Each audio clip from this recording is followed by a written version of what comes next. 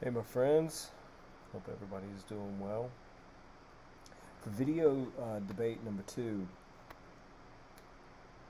the question for me is, does typology exist in the Bible? Does typology exist in the Bible? Yes. I would answer that in the affirmative, but let's explore a little bit. When I say typology, here's what I mean, or here is how Dr. Darren Slade defines this. He says that typology is the identification of persons or other details within earlier parts of Scripture, the type, that partially parallel or resemble details in later parts of Scripture, the antitype, thereby giving the earlier events a deeper prophetic meaning within God's salvation history. And for Christians, when we say type or typology, it almost exclusively refers to Christ, finding aspects of Scripture that predates Christ's life on earth within the Old Testament that point to Christ himself in a prophetic or representative manner and are then fulfilled in his life, which is recounted to us in the New Testament. James Hamilton has an essay in reading the Psalms theologically, and you can find that starts around page 78. And he provides actually a really helpful basis from which he believes we can confidently say that yes, typology does exist, and he does so reaching back and looking at Davidic influence on typology specifically. And this for him has kind of a 5-point basis to the argument. Hamilton says, number one, we have access to David's thoughts via his entries in the Psalter, and that two, we confidently conclude that David had access to earlier portions of Scripture, such as the Pentateuch, and that three, David presented himself as a type of the Messiah to come, and four, that David's worldview would have come from his interactions with the earlier portions of Scripture he had access to.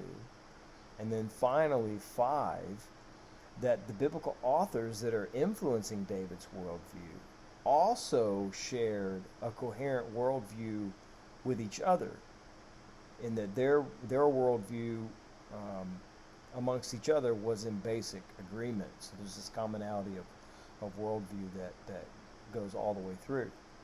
And the main idea of these 5 points from Hamilton is essentially that if David himself believed he was a type of the Messiah, and this belief was grounded in a worldview that was formed in Scripture that predates David's own existence, that demands the authenticity of typology as being a valid vehicle within Scripture. Even if you were to say that David was the first one to use such a vehicle, he himself validates the practice nonetheless, although James Hamilton's argument is that the practice of typology existed well before David. Now, here's the rub. Jesus changes everything. Everything. And as Christians, the tendency can be to look for Jesus in all of the Old Testament, where we see every story, every narrative, every poem, every psalm, all pointing to Jesus. Now, I would say that in that the writers of the Bible are always pointing in some way to God's salvific promise. Yes, Jesus is everywhere. But as to types of Jesus being found in every story, we should probably be a little bit more scholastic in our approach, meaning we should study more critically in this regard and probably assign types of Christ to portions of the Old Testament a little bit more stringently. Dr. Slade again provides a helpful word here. He says that Christians today recognize that typology, let me back up. He says that Christians today must recognize that typology is not an exegetical method. It is simply a way to identify deeper salvific parallels within God's salvation history. So not an exegetical method or a tool, but it can uncover deeper salvific parallels throughout the history of God's interaction with his people, which is a sweet, sweet opportunity for us as we read back. And to my earlier answer that yes, typology exists in the Bible, let me close by leaving you with this. In Psalm 41, verse 9, David writes, "Even my close friend, someone I trusted, one who shared my bread, has turned against me." Sound familiar? The wheels already starting to turn a little bit, like mine did when I first read that.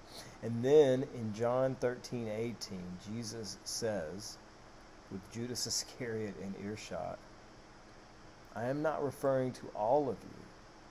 I know those I have chosen. But this is to fulfill this passage of Scripture. He who shared my bread has turned against me." That's typology. Whether David knew that when he wrote it or not, Jesus fulfilled it. That's typology. Hope all is well. Shalom.